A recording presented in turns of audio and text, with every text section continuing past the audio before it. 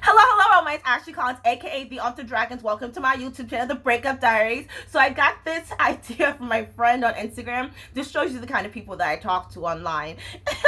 That's why they say you're not supposed to talk to strangers online. There's literally sweat dripping down my back right now. So unsexy. But let's talk about, does size matter? I went to handy dandy social media and I asked my friends. Some of these replies are hilarious. I couldn't stop laughing while I was writing them down, and I wasn't able to get everything because there was a lot of people had input on that. Okay, so first things first. Someone said my relationships don't get that far. I'm sorry. Maybe wink. There's a threshold. I'm definitely a Goldilocks type. I love that one. You know, not too big, not too small, just right. Size is like full. Oh, this comment's really funny because my friend does a sports podcast, and I'm like, of course you'd use a sports reference. Size is like velocity on a fastball. If you don't have it, you better have lots of movement. Definitely agree on that part. I've always been great with my hands because I learned early the where and how matter way more than what in terms of pleasure. It's about paying attention to your partner's signals. If one finger is enough, I think it negates the size argument. That's true, because like sometimes one finger is just enough, you know? This is so inappropriate. Firstly, I hope that you're not under 18 watching this. Like, do your homework or something. Secondly, I'm not your sex education teacher. I'm just talking, all right? The size of my wallet doesn't matter. Does it not though? Does it? I think it's more of a preference thing. Size matters to everyone, but what size? Size matters to everyone. Size matters. God, I don't know how to read. Size matters to everyone, but what size that individual is. I'm done with that sentence. I'm done with when I wrote it down to, I knew to myself, I'm not gonna be able to read this back to myself. According to Morgan and Morgan, yes. Hashtag for the people. I'm pro Morgan and Morgan then. Yes, if it's too skinny, it's a no for me. I like how she said that. It's a no for me, like Simon. In my case, it only takes 3.5 inches to make a woman happy. It doesn't matter if it's Visa or MasterCard. Yup, that's true. I also take PayPal and Cash App. I think men are more obsessed with size than women. That's very interesting. That's extremely interesting. Like a shoe, a proper fit matters. That is extremely true, like Cinderella.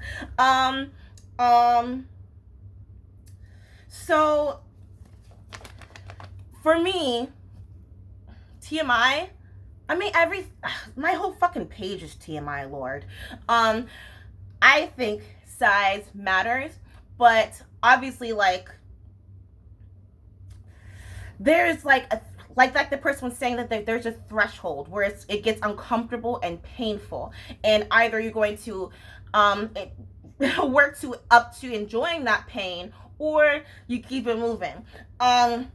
See, size, like I was saying, size is an issue, but not for the reasons that you think.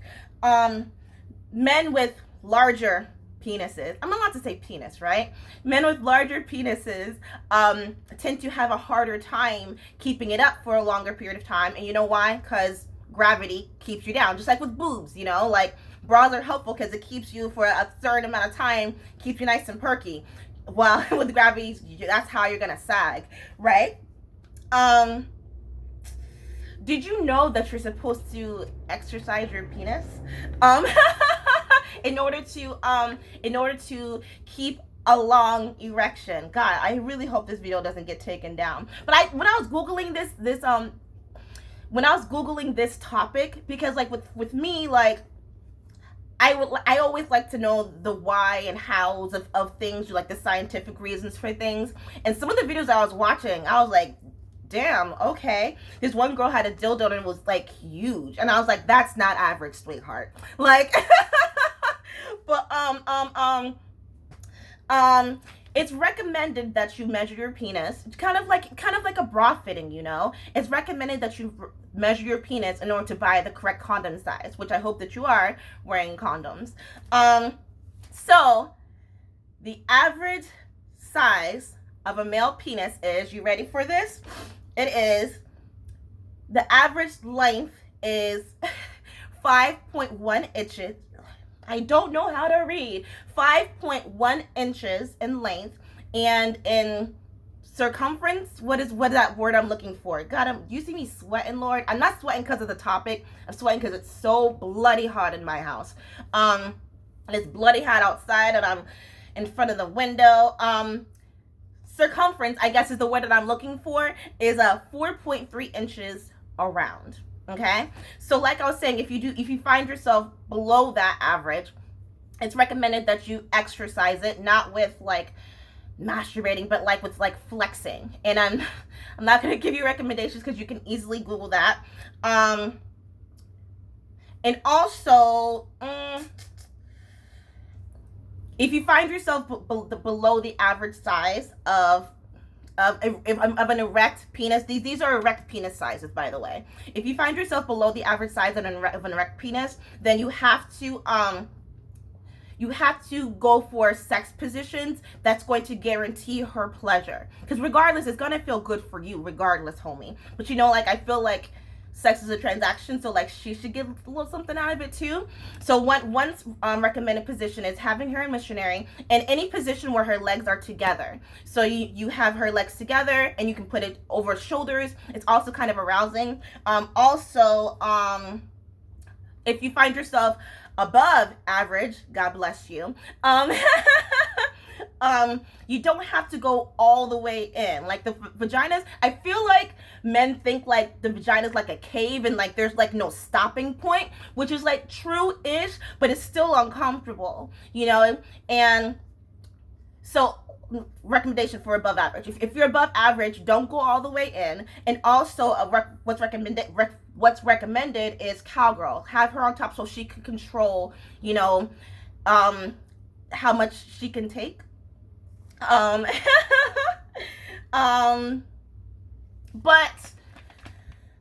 God, hold on, let me fix this for a second, because this is not attractive. Because I put on makeup every morning just to sweat it off at home, at work. Like I like flat iron my edges to, like, you know, make it seem a little smooth, because I don't like using hair gel. And then like it's still like gets the little curls, so it's like, what's the point? But okay, God, I have sweat every fucking where. Okay, so like I was saying, it's all primarily about comfort. So if you are above average, it can tend to, on the women's end, it can damage her pelvic floor. And it can lead to bruising, and also it can lead to bruising in the cervix and vaginal canal. So yeah, it's something that you have to be aware of. It's something that you have to communicate with your partner. Actually, it's very interesting. Like I was saying, as I was Googling the subject, the amount of women that were like, I'm scared of a big dick. Because like I said, like the bruising that can happen, you know. Did I say the D word? Am I allowed to say the D word? I don't know. But but it also, like the other person was saying, size can tend to matter a lot to men and their mentality, which is interesting, because I was talking to my best friend about this subject, and I was like, a man should know if he's big or small, right? Because like when you look at porn, like, aren't you comparing your penis to his? And that's actually a bad thing, to compare your penis to the porn star who has probably taken male enhancement, who's probably had surgery. He's also probably using a pump. So yeah, that's not. Don't compare yourself to that. Did you see what's happening with OnlyFans? They're about to take away the porn. So what's the point in using the site then? Which makes it so pointless when people were recommending that I get the site. So pointless. I saw a post that said, now that they're taking away the porn, now all the restaurants will have employees again. I mean, I mean, I think that they'll find other ways to make money online as well. Unfortunately, because it gives men this false illusion of being insecure about their bodies, or I guess being insecure about their penis. I guess is the better phrasing. Um, Sex is primarily performance based, and learning the different positions and learning the different parts that's going to give each other pleasure. You know, there's something that I learned in college where everyone has 7 spots on their body that gets them aroused. Um, on every person it's different. Can you hear my mom yelling outside? Jesus Christ, what a train wreck this fucking video is. Everyone has 7 spots in their body that gets them aroused, but it's in different areas of the body. I can tell you one of mine, which you wouldn't believe, but my lower back. When a guy touches me, oh my god, this happened at work the other day. One of my coworkers who is so sexy. Do you know how hard it is to find an attractive man in real life who's single? But he touched me on my lower back to pass by me, and I was like, "Ooh, don't do that, sir. Oh, please do not do that." I was so hot and bothered for like 5 minutes. But yeah, exploring that with your partner.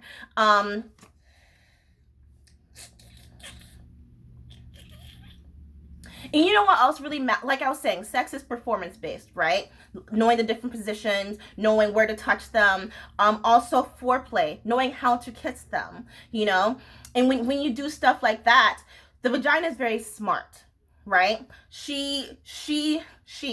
Yeah, my vagina is a she knows when there's danger, and if a foreign object enters into the body, the vagina is gonna dry up, and it's going to say, danger, danger, we want this to exit our body.